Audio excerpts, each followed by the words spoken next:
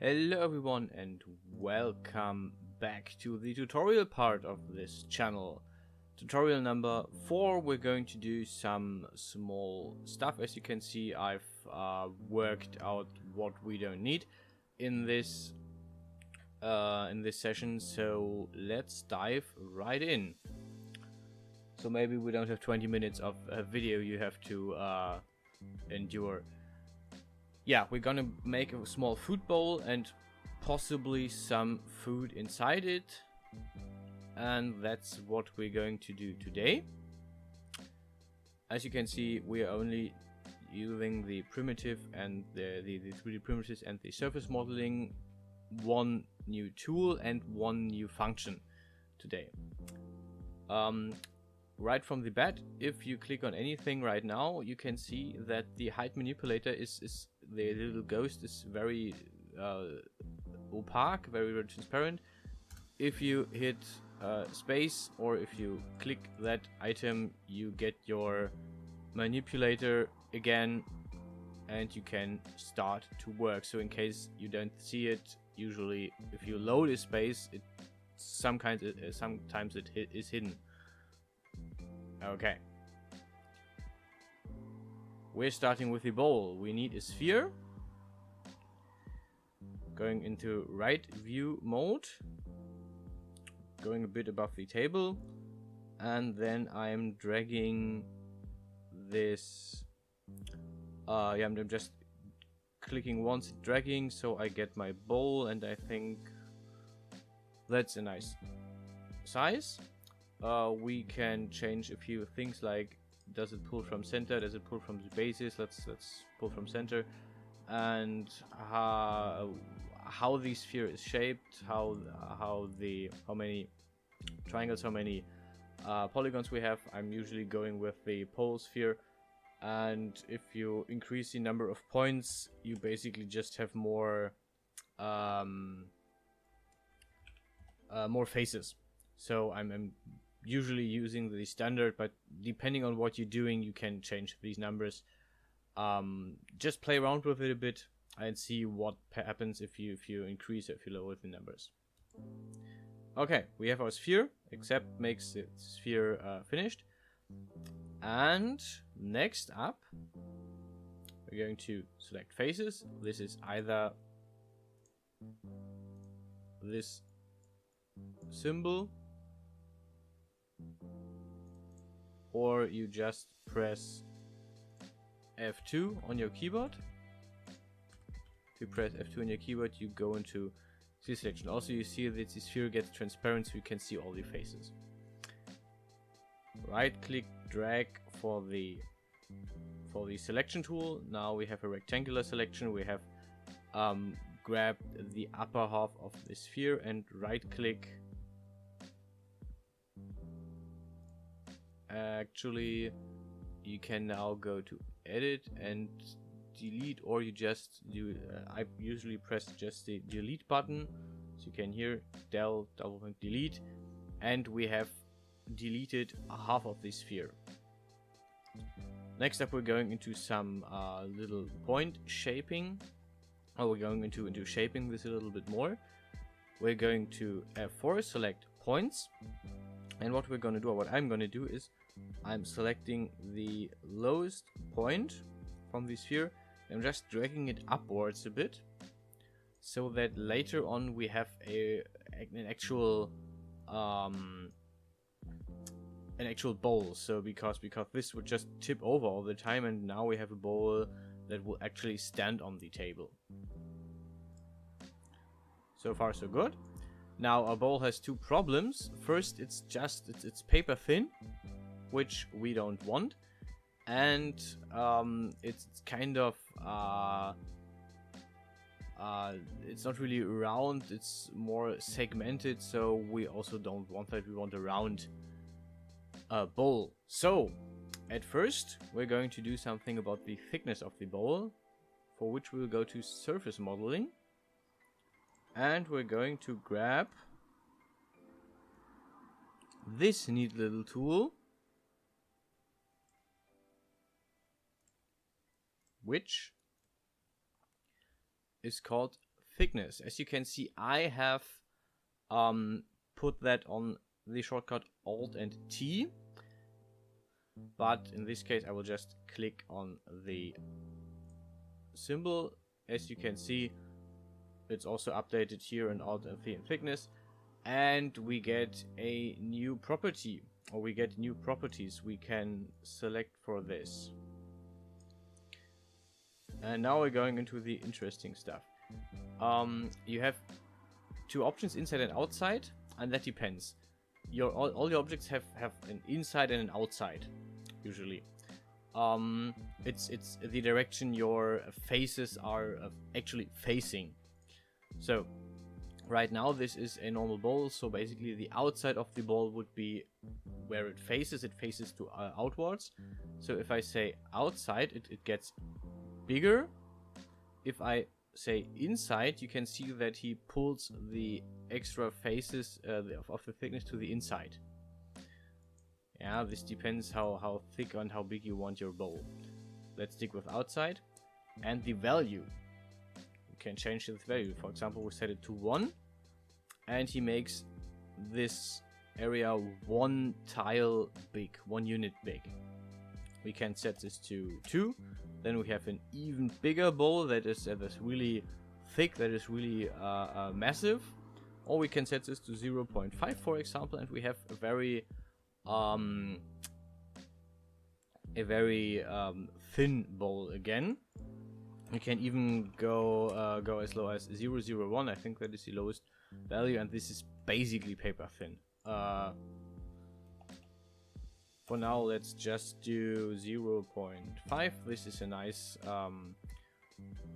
round number. You can work with this. And as soon as you've chosen this, you can either hit enter or accept. In which case, Hexagon will update your model. And now we have our bowl. It has a certain thickness that we want. So it's not just paper thin, it's actually an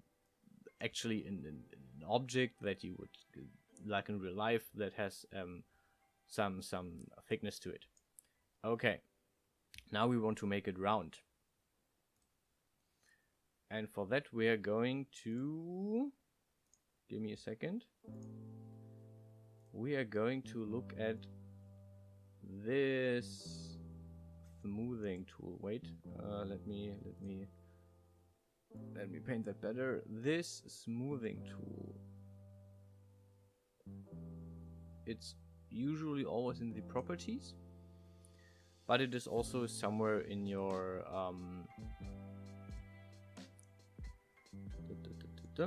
it is also somewhere in your toolbox.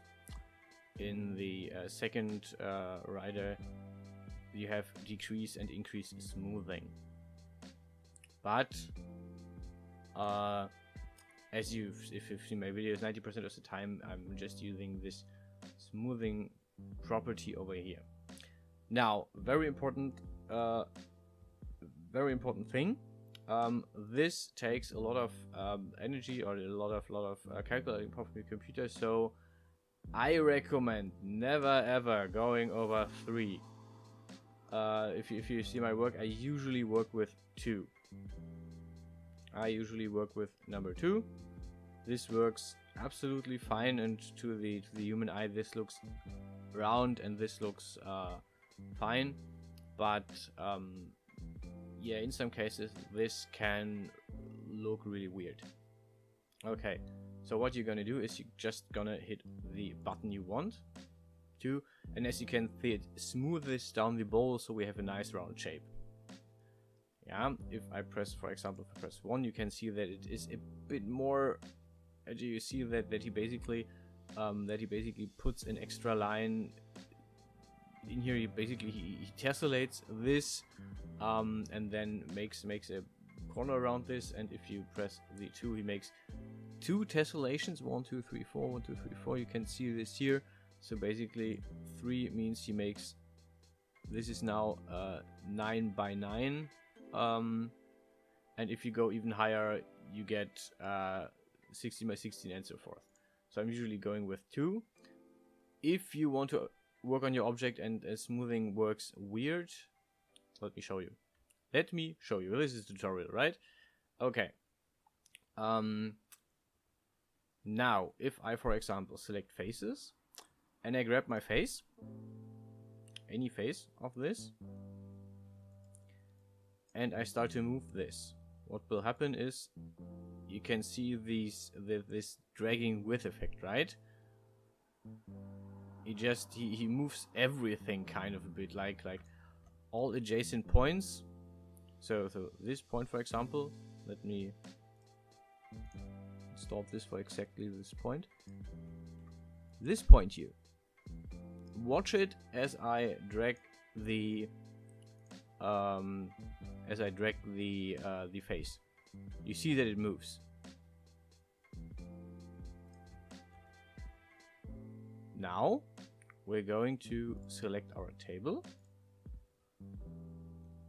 and I'm going to show you the difference between smoothed and non-smoothed. Let's delete that.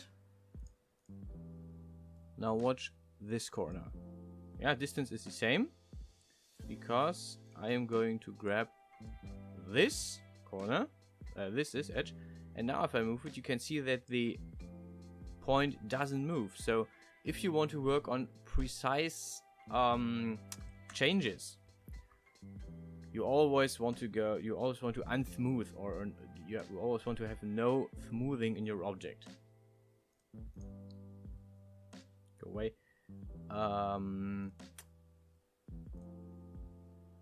So for the bowl, if you want to work on the shape again, and you say, okay, with smoothing I can't work with this because I know that I have problems with that, sometimes it's really bugging me. If you hit the smoothing name, he reverts it back to normal, but he keeps the 2 is still lightened. So if you hit smooth again, he's smoothing it again to the factor 2. If you want to work on it again, I suggest unsmoothing this, just unselecting this. Set smoothing on, set smoothing off, like this. Okay, we have our bowl. Let's move it on the table.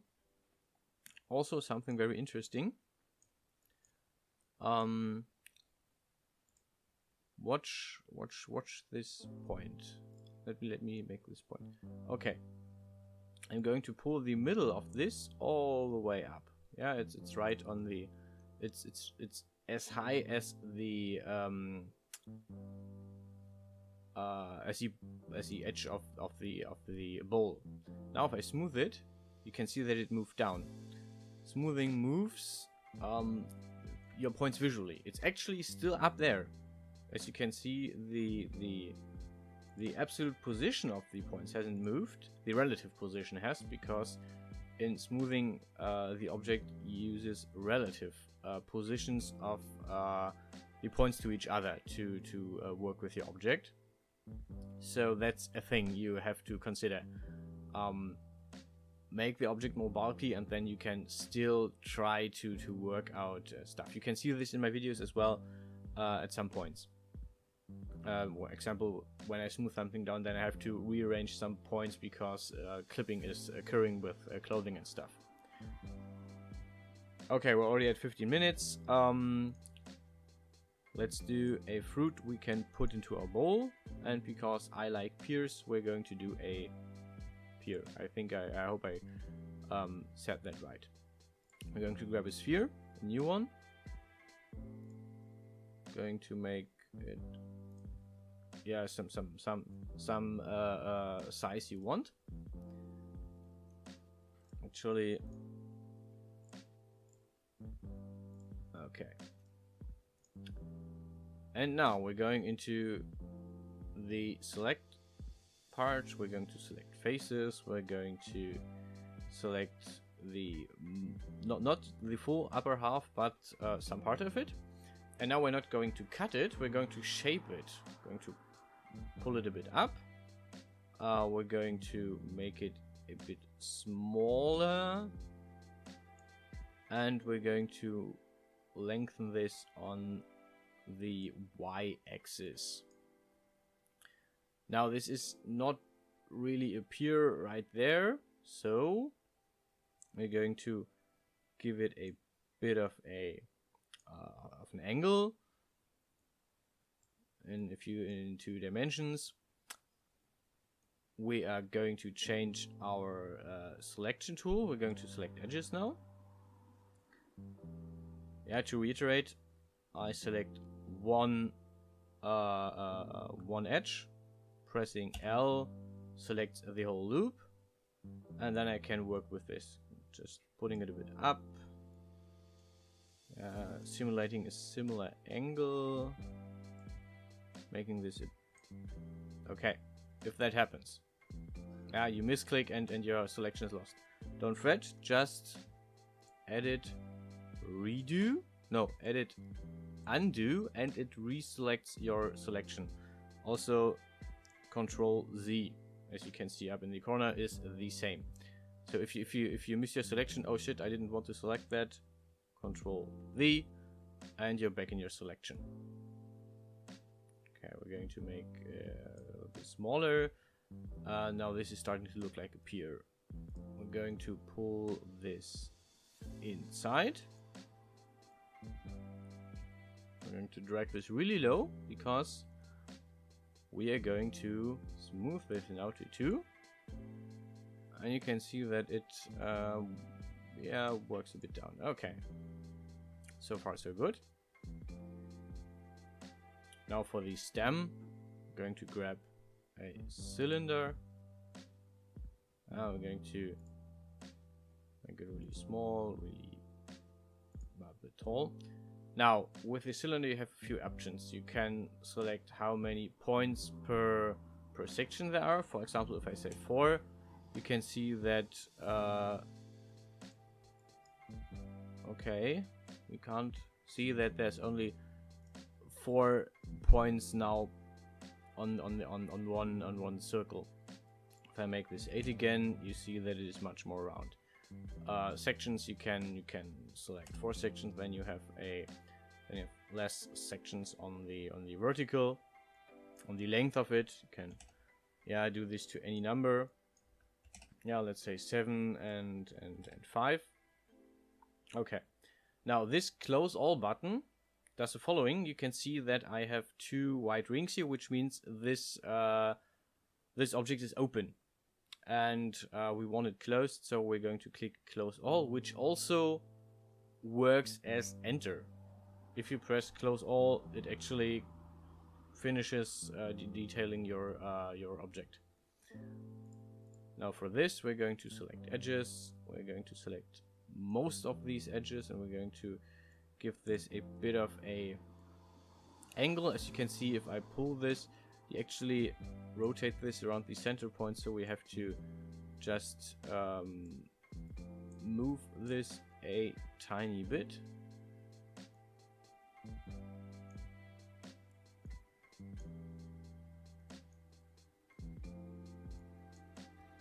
Okay, as you can see, Control V, and we're back in business. Okay, we're going to smooth this down to 2. As you can see, now he really works out. He really works out the these faces on the sides, and we can work with this if we use the tessellate tool and just give it a quick triangular tessellation. Then we have a better or more fitting finish here. I mean, if you want to go all in, we're going to do this next time. This thing I'm using right now. If we want to go all in, we're just going to make it like this, and now we have a beautiful little stem that we can move. As you can see, if I move objects, I'm usually in the select objects menu, sorry. And now we have a smooth little pear. we're going to grab these two objects as well. Clicking on them, holding Control and clicking on the second one. We're going to the group object. We're calling this pear. And now we're just simply moving this into the bowl. We're looking that it doesn't clip, and have a bowl with a single pear inside. Why not? Somebody draw this, please. It's art. Okay, and that's it for today. We had a new function, we had a new tool, we looked at a few of the old ones again. That's so far. Thank you for watching, and see you guys in the next tutorial, or maybe in some other video.